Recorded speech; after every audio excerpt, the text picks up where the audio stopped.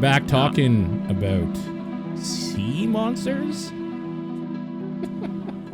Tentacle monsters? Tentacles. Like what? Tentacles everywhere. So many tentacles. Tentacle jokes, tentacle life. We'll get into all of it in this month's episode of In the latest Going Berserk. The latest Going Berserk. I know you always say it at the end, but I am Paul. And I'm Nathan. Yeah, there we go. We did it. So that's the voices that you're hearing, and thanks for joining us again. This is probably the first volume I've noticed someone in the story saying "Oh wow, look at that guy over there. He's going berserk." They literally say that has gone berserk. So we've been saying it, but I don't remember any story characters saying that's what that means. That's what it's like. When I read that, I got excited. I was like, "Oh, take a drink." They said it. They said the thing. Yeah, I just have quotes. I think it's Shirka says it. It's just well, Guts has gone berserk. So keep your distance kind of thing is the gist of what's going on. Yeah, because that's where we ended off. He's taking on the whole pirate tentacle fleet by himself because he has to. Yes, basically. the sea gods tentacle minions or whatever are everywhere. Yeah, and he's fighting them off. And I guess you get your kind of concern about once he's killed the tentacles, is he gonna berserk on us if we are too close? Yeah. And then something happens differently. Before, it was Shirka was able to bring him down a little bit or connect with his luminous form or whatever and communicate. Yeah. She tries that but bounces off, and instead we have this weird interaction with Casca and this little kid that I remembered recently because he's on the beach. He was on the beachfront 10 volumes ago or something, a bit ago. Yeah. But Isma's appearance or something kind of jogged my memory of oh yeah, remember when Mysterious Character 1 showed up and was just kind of there? I was oh yeah, right. It shows up again, and the glowing kind of form of that kid somehow breaches the armor's negative energy or something, and he's able to hold back and not kill everybody. So do you think that kid is a god of some sort? Because the way he's drawn, or at least his odd form or whatever, is very much the same as when Shirke is talking with the kings of the east and west and the spirits, and they're kind of joining with her. Yeah, I don't know. Yeah, it's just a little vessel for some sort of powerful spirit or something. Never speaks. It's just a silent kind of, and pure light in that form. So I hope we'll find out. I also hope we get a name or something so I can latch on to something instead of just that elfish kid, the weird kid that shows up. The one that we kind naked. of assume is Casca's child or something, right? The reborn fetus or something. Well, he's showed up twice to interact with Casca primarily, so she's drawn to him. Yeah, some connection. So I guess we'll hopefully find out before we run out of volumes. But yeah. Do you think it's Griffith's kid from Casca? Is there some weird shit going? It's dark hair, so I don't know. Yeah, but it's long. But Femto... And there's a majestic quality to his face in a similar way. Wasn't there some weird thing where, Femto's, seed destroyed the kid or something when he raped her? Because she was pregnant, I think, already with Guts' kid at that point. Oh, yeah, and there was that weird ghost baby thing. Right. That was around. And then that became the seed for Femto or whatever with the egg guy. Yeah. Or whatever. This is anime, y'all. Holy shit. Yeah. There's some anime shit so it's going on. Maybe there's twins, there's a good one and a bad one. And okay. I don't know. Sure. It's magic, so a lot of things could be the case. Hopefully Merrow will tell us. I guess my second note here is just about the pirates. They're still being goofy kind of goofballs even in tentacle form, which kind of had me thinking about they're not losing their identity yet. They're just kind of they're part of a collective of weird monsters, but they still kind of have their own zazz to them. So I was kind of like, do you lose yourself more and more the longer you're a tentacle, or do you this is just how it is? You actually are part of a, collective consciousness, and you maintain your sassy self a little bit.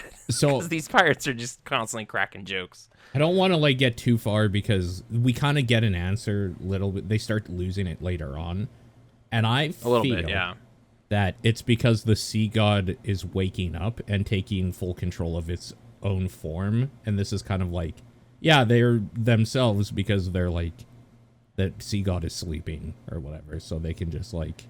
But if he wants to assert control or whatever, then it's right. Then maybe you lose it and you just become almost like a colony of ants are all independent ants or whatever. But then like when like something happens, they just have this like hive mind where they have to do a thing at the same time or something, and they kind of lose their individuality or whatever. Yeah. It's like it's kind of the dilemmas of that movie Ants with Woody Allen. Like, it's like, am I just am I an individual or just part of the hive or whatever? It's like that existential crisis. Is that the one that came out with A Bug's Life around the same time? Yeah, same time frame. I think the next year maybe, but they were around at the same time. Yeah. Anyway, after this little skirmish with the remaining monsters that we're dealing with here, the pirates kind of flee as part of this. Like they're just like, oh man, that guy's crazy. I think he bites like an optic nerve at one point. Like he's going nuts. Going berserk. Yeah. He's going berserk. And then they just kind of back off for a bit. And then the kid manages to crack the veneer or whatever, and he comes back, and then you get a pretty rare gut smile where he's got his teeth. He's not very good at it. Yeah. But he's giving a little smile, and he's like, "No, it's okay. I'm here, you guys. Don't be scared or whatever." But it's like, he never does this. He's never smiling. Well, I think it's Shirka that like does the actual peeling the armor back thing. Like he was just kind of. Oh yeah, she gets a window of opportunity to try it again. Yeah, because of this distraction or whatever. Right. Yeah, that's right. But like that thing is taking over. Essentially, is kind of the big draw or takeaway from this. Is like that thing is basically assuming complete control now. Like it's getting really. Really bad. We had to add in a Deus Ex Machina MacGuffin God Kid to pull it back this time. But hey, justified it. It's like, hey, it's a full moon. Weird stuff like that happens when it's a full moon. True. Like magic kids are able to appear in this realm or something. Also, brief note: someone, I think it's Puck, calls Serpico Serp, and I never would have thought to do that as a nickname for that name. So okay, yeah. Damn it, Serp! Someone throws at him at one point, and I don't know. It's weird. That is kind of weird. It was fun seeing Isma kind of just be like the new person that's excited about this action. Because I say every time, at everything that's going there's on. always somebody that has to be indicating. It's like, wow, he's so cool. And look at this guy right here. Yeah. I guess, but not only him, like all of it. It's just true. like, wow, monsters are real. Like this is happening. It's like, yeah, I know. It's crazy, right? Like Isidro and her kind of have some fun little exchanges. She's fun. But, I really like what they're doing with her. Right. Yeah, so Isma far. Seems pretty great. She's great. Yeah. I think Isidro keeps trying to get in on the action here, but it doesn't, like, there's just not really a window of opportunity, or he's not cut out for what's going on. Because, like, at some point, Puck kind of chastises him. It's like, hey, your party rank keeps getting lower and lower as stuff's going on, because he keeps, like, not getting in. I don't know. Oh, like, yeah. Yeah, he's not leveling up anymore. He's not getting any experience because he's not in the party. I don't know. Yeah. But yeah. I also really like that he's like trying to impress Isma, so he's being kind of like a little more cool and collected about things, or like it's like, yeah, monsters. See this all the time. I'm always fighting stuff. Doesn't he say something like not you'll get in the way, but like you don't want to see us like kill a bunch of people you thought like that you knew as humans or whatever. It's just like there's this kind of sad little scene where like Isma sees a couple bully kids and goes like, oh, weird, like I better go check and make sure they're okay. And then they turn into tentacle monsters, and it's like, oh no. Yeah. And then it's just like, yeah, we're gonna have to like kill everybody you've known. So you probably don't want to see that kind of thing. Like, someone's at least mindful of potential trauma for maybe the first time. I think Shirke's even says something like, I don't sense any humans here. Like, that whole town is no longer people. Yeah. And Isma's kind of wrestling with that because they were terrible to her, but at the same time, she's kind of saying, like, I didn't want them to die, though. Yeah. That's not what I wanted. It's just kind of... Yeah, there's a little bit of melancholic, like, oh, wait, I was alone on this island this whole time? The whole time. It's been monsters. So, yeah. And the whole town was taken over. And it kind of brings up, like, what that seashell thing on her door was. It's an amulet that's staved away, like, all of the bad away from her. That's right. Shirka kind of points out that's like, you were inadvertently protected from evil, like, this whole time, so... Yeah, that's the only reason you weren't taken. That was cool to learn. Yeah. There's just like a drawing of like Guts standing next to Shirka on like the deck of the ship that made me question like how tall is Guts and how short is Shirka, because he just looks absurdly tall compared to her in this one page. It was just like, is he like 7 feet tall or is she like 3 feet tall? Like what am I seeing?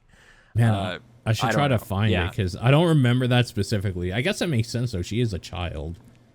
I mean, he's a big person, and he's like big. It's not just the height; it's like the frame of his shoulders and everything too. He just looks gigantic in this one scene. I was like, I've never really thought about how tall he must be compared to normal people.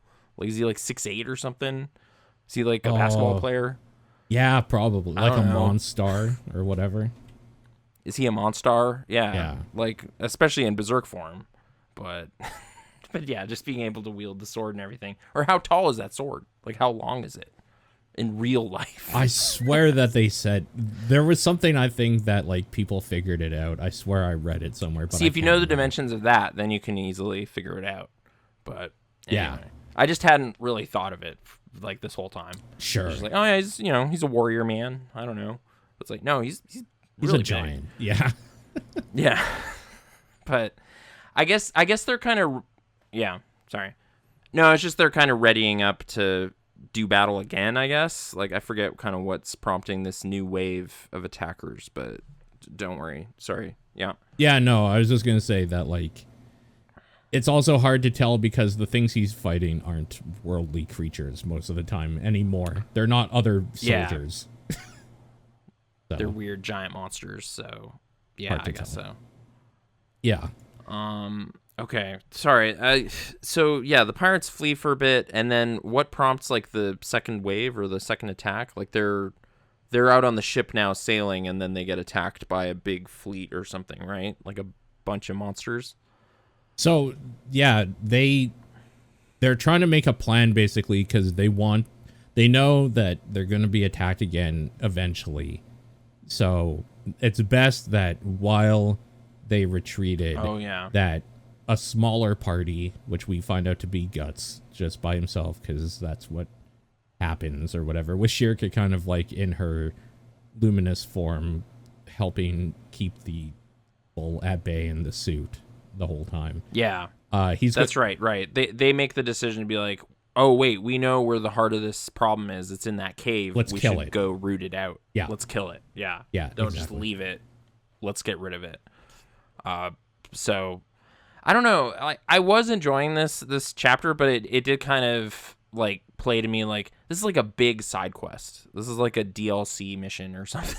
It's like Realm of the Sea God, and it comes out later. Right. And it's, this little story with this crazy monster that doesn't really have anything to do with what's going on, but we need this new character. It's like, it's like you're picking up Yuffie or something. It's like it can happen. Yeah. You can get the mermaid in your party, but Yeah, an expansion or something. That like it's quality. Like I'm not mad at it. It's just it was like we're really just going down this pirate track here for a bit with like this giant monstro thing. And it's a little bit annoying because it's obviously like the on disc DLC that they unlocked for an extra $5 after the game came out. Or I don't know. I was a little just like, man, I'm hearing a lot about this Elfheim, but I still have never seen it, and I don't know if it's gonna pay off. Yeah. You know. Definitely, But the journey is more important than the destination type arc that we're on right now. A little bit. Yeah. I'm not mad at sea monsters and stuff and pirates and whatever. I'm game for that stuff. But yeah, it definitely as it's like, no, we have to go back and really deal with this. It's like, all right, yeah, we accepted this mission. Yeah. let's do it. This one's cool so too. yeah. Like a good side character to introduce to the party. Yeah. Sure. I think she's like, gonna get Vincent's better. one of the coolest characters in that game, so you want them in your party. Totally. But yeah. Okay. There is some important stuff that happens here, though. So with Shirky gone, they need a mage to help bolster the defenses of the ship because they know that they're going to get attacked again. And that mage turns out to be Farnese, who is somehow capable of casting one of the most like powerful defensive spells known to mages. Because apparently that's really easy. That's like a basic ass mage spell is to call on the powers of the 4 kings to protect an area. I guess maybe they're just some of the friendliest ancients to talk to or something. I don't know. Yeah, Shirka kind of says, it's like, don't worry, it's not that crazy. Like, now that you can control your luminous form, like, you can pull this off. I guess also just the way it works, it seems mechanically, because apparently we're talking mechanics on things that don't work or that aren't real right now, is it doesn't require concentration because there's like a thing saying like, yeah, as long as she's like conscious, this spell will last or whatever. She doesn't have to like keep a concentration on like the spell being up the whole time or something like that, I guess. Yeah, the way I was kind of, it's like you're almost like asking something else to help out, right? Like you're just like, hey, you 4 guys, can you keep an eye on your ship? And if you do it right, they'll be like, yeah.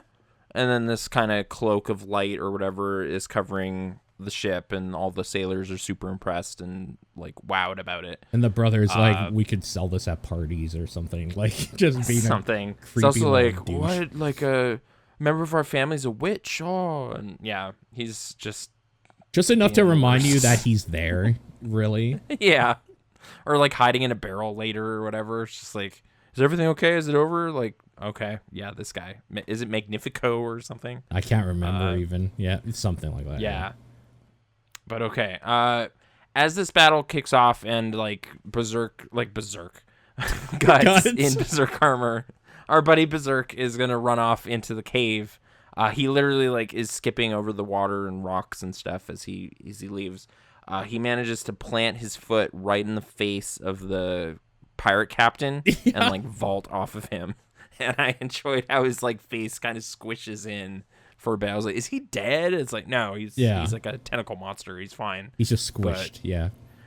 Because Guts was kind of getting annoyed with him. It's just like, man, this guy sucks. He needs to shut up. And then stomps on his face as he leaves. And yeah, they're all proud of their monster, I guess, at one point, right? Because it starts to like, when does it wake up, like, and start breaking out of the island? The actual sea god. So yeah, it's hard to tell because a whole bunch of slugs kind of like it. Guts like finds the area, I guess, where it's sleeping, and gets attacked by a bunch of slugs, and then it just like slowly wakes up as he jumps into its maw. Is what happens. Yeah, he's still interacting with the pirates. Like, they're talking up their sea god, and they're just like, oh, you've had it now. You were just fighting his whiskers, and he's pissed about it. He's going to kill all you guys. And then Guts just jumps right into his mouth, and they're just like, oh, that was easy. Like, I guess that's that. Let's move on to his friends or whatever, because the sea god clearly just ate him. You're right. That's actually where it spurs on them going after the boat. Is because he kind of has like a conversation. They're talking at him while he's like jumping across slugs and tentacles to get into the mouth, I think. Right. He's just making a beeline for the cave. I guess the mob is behind them at that point, and they kind of set sail out of there to go attack the Illith ship or whatever, the Seahorse. Yes. While he's inside the monster, unbeknownst to them, still alive and capable of causing problems. Yeah. So, yeah. Although all this stuff at some point was reminding me of like Monstro from Pinocchio. Sure. I was just like, it's just this giant mouth. There's like a ship graveyard in there. Or Jabu Jabu. Sure. Jabu Jabu, you know, whichever, like, whatever big absurd stuff fish inside a creature. Yeah. You know, Jonah, probably. Jonah's whale probably had a couple ships in there. That episode of the Magic School Bus in Arnold's body, where they find out why his skin is turning orange. Inner Space, you know, with Martin Short. It's like that. Yeah. But yeah, like once they're inside and kind of just standing there, it's like, wait a minute, what's that sound? Oh, that's its heart. We need to find that and cut it up. And it'll, you know, even a fish bone can cause problems if he stabs you right in the heart or something. Like there's some line to that effect. Yeah. It's like, well, we're too tiny to make a difference, but if we get him right in the heart, maybe we can do it. So yeah, there's some like weirdness though, where there's like a bunch of silverfish or giant like monster silverfish trying to get out of the stomach acids that are kind of like crawling up the ship. Oh yeah, there's just all these bugs coming up trying to get them, and just they didn't really cause many problems, but that was the thing. It was like, oh no, that seems real bad. But then there's like a bunch of eels and spiders like and shit. It's gross. Like there's yeah, at a point he kind of has to jump up to the lining or whatever of the stomach, cuts it, and then there's spiders in there for some reason. It's like monster spiders. Yeah. It's so gross. Like, I don't know what the biology of sea gods are, but apparently they are made of monsters. And so yeah. Yeah, it kind of just keeps like cutting back inside, and Guts is just hacking and slashing crazy stuff. Yeah, and then we jump back to the ship, and they're actually like gabbing with the pirates about becoming tentacles, and like, you're seafood, and I don't want to be like you. And it's like, no, a tentacle's life for me. At some point, one of the pirates says, which I thought was funny because it's usually a pirate's life for me. It's like, great, good stuff. Yep.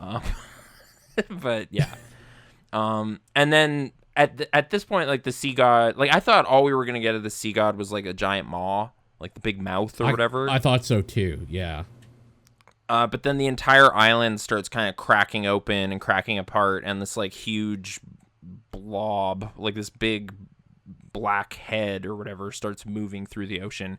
I feel we haven't quite gotten like a clear look at what this thing looks like. Hopefully next volume. Yeah. But it is awake and mobile and angry and causing problems now in a much more direct way. I think they even hear its heart rate increasing while they're inside it, because it's like, oh, it's getting ready to do something. Yeah. You know? Yeah, it's like waking up fully or something. I also really like that, like, as they get closer to the heart, the sound becomes unbearable and becomes, like, physically painful to be around. Yeah, it took me a bit to get that's what was going on, because you just kind of have Guts suffering and his ear bleeding and stuff. I was like, what? And it's like, oh, I think it's just so cacophonously loud the closer you get to your objective here. That's so cool. I really like that. Yeah. Yeah. But okay, I guess, yeah, this kind of big Pirates of the Caribbean 3 battle is going to happen. Like the two ships are coming at each other with like a host of monsters behind it. And then a big wave hits the ship and knocks Isidro into the ocean. I think is the next kind of big event. Yeah, something like. Oh, right. There's already kind of a giant fight. Well, it's more happening. that they breach the barrier with the ship, right? Because like, you know, luminous forms or like ethereal plane stuff can't really penetrate this defense dome, but physical stuff can still, it's only half effective or whatever. So the bow of the pirate ship manages to crack through it, and then they start invading and stuff. They start swashbuckling, as they say. That's right. The pirates say, like, finally, time for some swashbuckling. Yep. I've trained my whole life for this. And then they're sword fighting. Isidro gets a rematch with the pirate captain. He's basically Peter Pan versus Captain Hook here. Like, it's pretty great, though. It's a pretty good fight. I really enjoyed it. Well, because they had that fight on the boats or whatever in the harbor or whatever way long ago. Where he when they first met toppled these him characters. on the boat. Yeah. I think he even brings something back up about it, where he's like, I've gotten better at fighting while moving or something. Isidro says something like, I'm better at fighting on boats or some dumb shit like that. Yeah, because he does like this weird. You've improved your skills. He does like this spin move or something where he just like does a double cut while like moving or spinning, doing a 360 or something. Just like, okay, that's pretty sick. And the pirate captain actually does compliment him too. He's like, hey, that job opportunity is still there for you if you want. And it's just like, I don't want to be seafood. Get out of here or something. And they keep fighting. So. Also, he finds a bucket and just like plops it on his head and like attacks him while he's like getting it off or something. Yeah. I think he threw a basket on his head and then lit it on fire with his dagger. And then it was just like, oh, nice, improvising with stuff that's around you. That's pretty good stuff. Yeah, he says something like, not even like a lot of skilled swordsmen are able to like improvise the way this little shit does. Essentially, I hate him so much, but he's so great or something. Yeah, there's weird. Like, all right. But yeah, at some point the battle still floods Isidro off into the ocean. Yeah. And then we get our big Isma moment where she dives in like with no thought and then starts hearing the voices of the ocean talking to her about her true name, and boom, Shape of Water happens, and it's pretty good. Yeah, instantly. Also, she goes from like dressed to instantly naked, jumping off the bow, and that's just weird and impressive. That's that Miura test or touch or whatever. Yeah, I don't know. Or just billowy sea clothes or something. It's like, wow, I can't swim in this. It'd be terrible. Yeah, but yes, suppose. During this rescue though, she fully turns into a Merrow for the first time. Yeah, in her life, I think she's never known that she could do this. And that's right after that moment is when my iPad died. So then I had to plug it in and wait like another hour. Oh, I was gonna say, did you not see the end then? Okay, that makes I sense. did. Yeah. It was such a dramatic, weird. Like it was like flip the page. Oh God, there's like 50 Merrows coming, and then dead. And then I had to go charge up before I could read like the last 8 pages or whatever. But anyway, that's just my experience. Yeah. But yes, apparently the Merrow weren't extinct. They were just in hiding, I guess, while the sea god ruled, and they are back for some vengeance, which seems great. I hope that goes well for them. But stop reading. You've reached the end of this book. It made me want to just keep going so bad. It was like, but we got to talk about this first. So like, like there was some joking around too about like it was like. As soon as Isma rescues Isidro, it's like, yeah, no, there's this voice, and it said, like, you got to know your true name, and I guess it's, and then the elves are like, whoa, don't tell people what your true name is. That's for you. You keep that in your hat. And it's like, oh, okay, I don't know. And then there's like weird joke in there that I had to look up where Puck is saying, like, what's my real name again? Justin Bailey? I think. No, I forget. And that's like a Metroid code, I guess, is probably what the illusion is. What? Yeah. Okay. I looked up Justin Bailey, and there's like a 28-year-old hockey player that I don't think Mira cares about. I don't think that's the joke, right? Fair, yeah. But there's also, in the original Metroid, if you put in the name Justin Bailey, that's how you just skip right to Zero Suit Samus or whatever, like no helmet Samus. What? It's like a code. Yeah. So I'm pretty sure it's just a nerd joke for nerds older than I am. Yeah. I think that's what's happening. That's so weird. Okay. The joke I remember is before she realizes what happened, she saves Isidro, and he's like, and she's like, tits? They're no big deal. Oh, tail! And then she's like, oh my God, I have a tail. I have a tail, what? It's just like flopping around. I just found that really funny for some reason. It's just like that she has no idea. He's kind of defensive too with the other sailors. They're like, "What, Merrows?" And it's like, "Yeah, what of it? What are you gonna do about it?" It's like, "No, what? No, it's fine." Like, we're just. Yeah. He gets up in what's the guy Roderick's face a couple times too. Yeah. For some reason, over the course of this, like, what are we doing standing here? We got to get our cannons going and get up in this thing's face. And it's like, all right, yeah. Like, I think that's actually at the very end when they see all the Merrows going towards the sea god. He's like, what are we doing? Go! Like, we got to fight. It's like, oh, yeah. Someone postulates, like, are they minions of the monster? It's like, no, obviously not. They're Merrow. They're great. And it's like, okay. Like, he's just kind of getting boisterous with people. Yeah. Oh, there's also a moment where what is our Bridge Knight's real name again? Azan. Yeah, no, I wanted to talk about him because he comes back into action. Everybody's like, where did he get the suit? It's like, he's been wearing it the whole time. What do you mean? Yeah.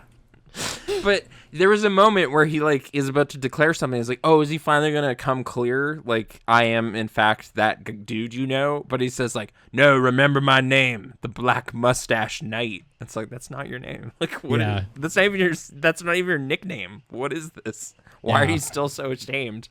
So, yeah, I hope he feels good about how he performs in this battle. And it's like, all right, guys, I'm going to blow your minds right now. And like pull off his helmet and be like, remember me? Lady Farnese, I'm here. It's like, what? So, I don't know. That guy is driving me crazy. He just needs to accept who he is. The Bridge Knight. I don't know. Yeah, he's being so coy about his presence there. But whatever.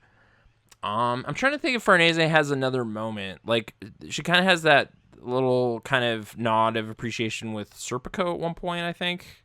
Like, after she successfully cast the spell and is there, and I don't know, there's like some little moment with them, and the spell holds for the most part.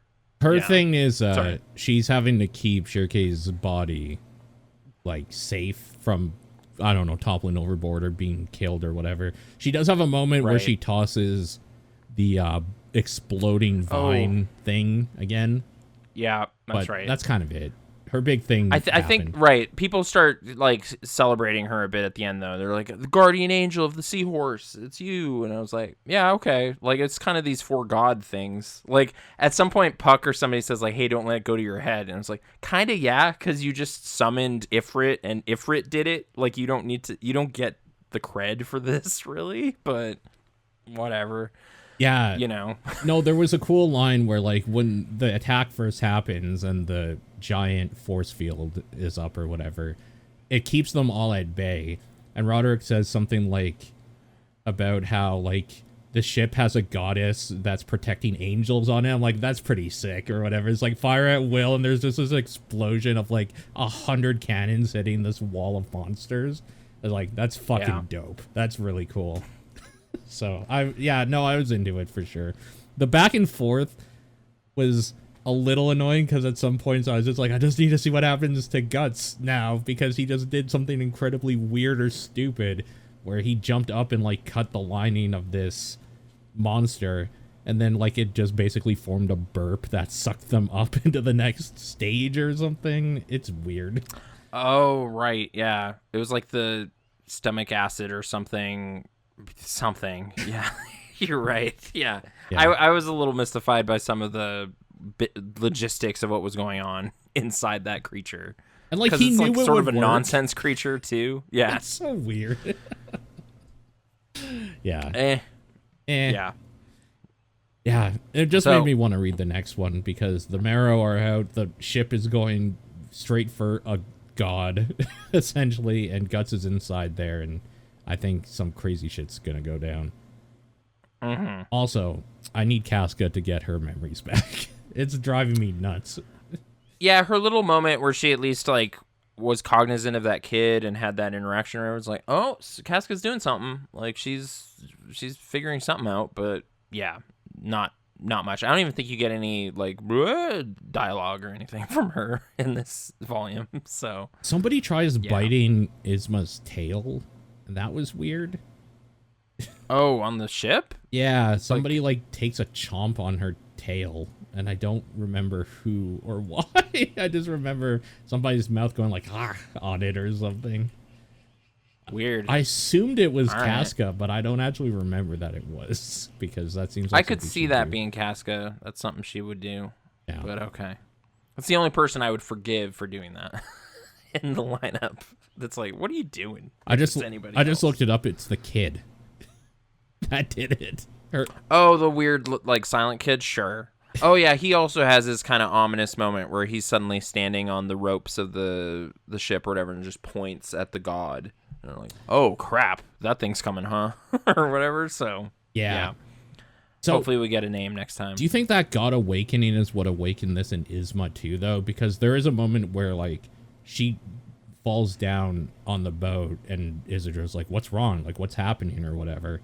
And that's when the god is like awakening, essentially, and that's when I'm guessing the mermaids. I'm almost wondering if maybe that stirred the Merrows awake, and it's the Merrows she's hearing. I don't know, because she was saying she's heard voices in the ocean before, and now maybe it's the Merrows communicating with her in some way. But I don't know. I don't know how Merrows work yet, because I've seen a bunch, but they haven't explained themselves. So it's probably her mother, right? Since her mother was a Merrow. That was like... I thought her mother died. No, her mother was a Merrow. Her father was the human that fell in love with the Merrow.